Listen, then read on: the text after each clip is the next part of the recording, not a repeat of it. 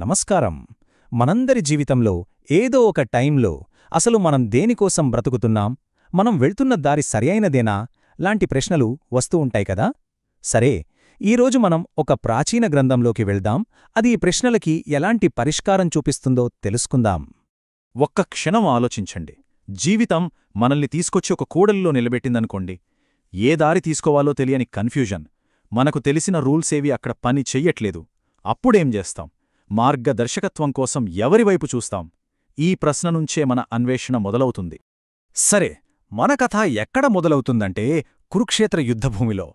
అక్కడ మనకు ఒక గొప్ప యోధుడు కనిపిస్తాడు, అర్జునుడు.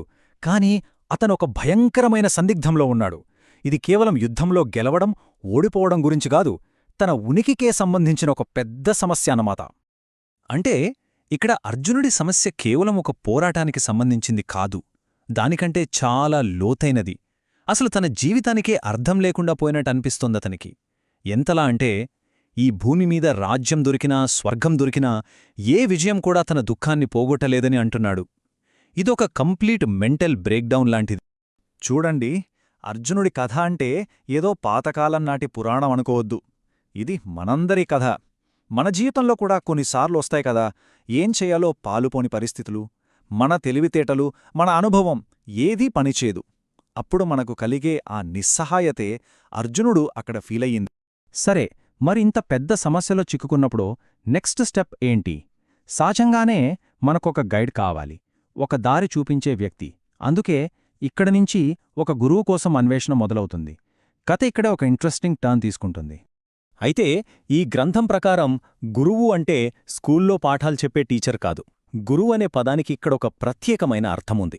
మన లోపల ఉన్న అజ్ఞానమనే చీకటిని, మన కన్ఫ్యూజన్ని, మన భ్రమల్ని తొలగించి నిజం ఇది అని చూపించగల వ్యక్తి అనమాట. ఇక్కడ ఈ గ్రంథం ఒక చాలా ముఖ్యమైన తేడాని మనకు చూపిస్తుంది. అదేంటంటే, కేవలం పుస్తకాలు చదివి పాండిత్యం సంపాదించిన వాళ్లకి, ఆ సత్యాన్ని స్వయంగా తెలుసుకుని అనుభవించిన ఆధ్యాత్మిక గురువుకి మధ్య ఉన్న తేడా. ఒకరు కేవలం థియరీస్ చెప్పగలరు అంతే, కాని రెండో వ్యక్తి మాత్రమే జీవితంలో ఎదురయ్యే అసలైన సమస్యలకు ఒక ప్రాక్టికల్ సొల్యూషన్ చూపించగలరు. మనకు కావాల్సింది జస్ట్ ఇన్ఫర్మేషన్ కాదుగదా, ఒక ట్రాన్స్ఫర్మేషన్. సరే, మరి మన జీవితంలో వచ్చే పెద్ద పెద్ద సమస్యలకి ఈ లౌకికమైన అంటే మెటీరియల్ సమాధానాలు ఎందుకు సరిపోవు? ఈ గ్రంథం ఏం చెబుతోంది ఇప్పుడు చూద్దాం. ఇక్కడ చాలా ముఖ్యమైన పాయింట్ ఒకటుంది. మనం ఈ ప్రపంచంలో వెతికే పరిష్కారాలన్నీ జస్ట్ పైపైన పనిచేస్తాయంతే, రోగానికి మందు వేసినట్టు. కాని మన జీవితంలో కొన్ని మూల సమస్యలుంటాయి. పుట్టుక, చావు, ముసలితనం, జబ్బులు. వీటిని సంసారతాపాలంటారు. వాటిని ఈ తాత్కాలిక పరిష్కారాలు ఏమీ చెయ్యలేవు. ఎందుకంటే అవి ప్రాబ్లం యొక్క రూట్ కాజ్ని టచ్ చెయ్యవు. ఉదాహరణకి డబ్బు సంపాదించడం అంటే ఆర్థికాభివృద్ధి అనుకోండి, లేదా సమాజంలో పెద్ద హోదా, పొలిటికల్ పవర్. ఇవన్నీ మనకు కొంత టెంపరరీ రిలీఫ్ ఇవ్వొచ్చు. కాని ఈ గ్రంథం చాలా క్లియర్గా చెప్తోంది, ఇవేవీ నిజమైన, శాశ్వతమైన సంతోషాన్ని ఇవ్వలేవని. ఎందుకంటే ఇవి కూడా ఈ భౌతిక ప్రపంచంలో భాగమే కదా. ఇప్పుడు కథలో అసలైన టర్నింగ్ పాయింట్కి వచ్చేశాం. అర్జునుడు ఇన్నాళ్లూ వెతికిన ఆ సరైన మార్గదర్శి, ఆ నిజమైన గురువు దొరికాడు.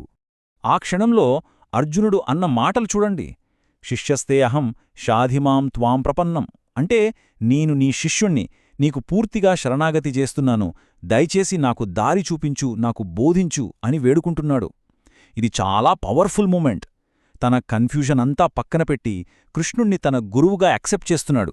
ఇక్కడ మనం ఒక ముఖ్యమైన విషయాన్ని గమనించాలి. ఈ శరణాగతి అంటే నా వల్ల కాదు, నా తెలివి సరిపోవట్లేదు అని ఒప్పుకోవడమే అసలైన పరిష్కారం వైపు వేసే మొదటి అడుగు. తన లిమిట్స్ని తాను తెలుసుకుని ఒక ఉన్నతమైన జ్ఞానం కోసం వెతకడం మొదలుపెట్టడమే సరైన మార్గం. అయితే మరి అంతిమ పరిష్కారమేంటి?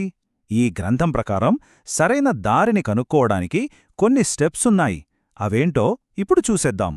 సో ఓవరాల్గా ఈ గ్రంథం చెప్పే ప్రాసెస్ని సింపుల్గా ఇలా చెప్పుకోవచ్చు. ఫస్ట్, మనకున్న సమస్య చాలా పెద్దది, దీనికి మామూలు సమాధానాలు పని చేయవని గుర్తించాలి. సెకండ్, మన చుట్టూ ఉన్న సాధారణ గైడ్స్ వల్ల ఉపయోగం లేదని అర్థం చేసుకోవాలి. ఫైనల్గా మూడో స్టెప్, నిజమైన అనుభవమున్న ఒక ఆధ్యాత్మిక గురువును వెతికి ఆయనకు పూర్తిగా సరెండర్ అవ్వాలి, వారి దగ్గర్నుంచి జ్ఞానాన్ని పొందాలి. ఇదే అంతిమ పరిష్కారానికి దారి అని ఈ గ్రంథం చెబుతోంది. చివరిగా ఈ కథ మన ముందు ఒక పెద్ద ప్రశ్నను ఉంచుతుంది. ఈరోజు మన ప్రపంచం మొత్తం ఇన్ఫర్మేషన్తో నిండిపోయింది. సలహాలిచ్చేవాళ్లు కోట్లలో ఉన్నారు. మరి వీళ్లందరిలో నిజమైన మార్గదర్శి ఎవరు? ఈ ఇన్ఫర్మేషన్ గందరగోళంలో అసలైన సత్యాన్ని మనమెలా గుర్తించాలి? ఇది ఆలోచించాల్సిన విషయం.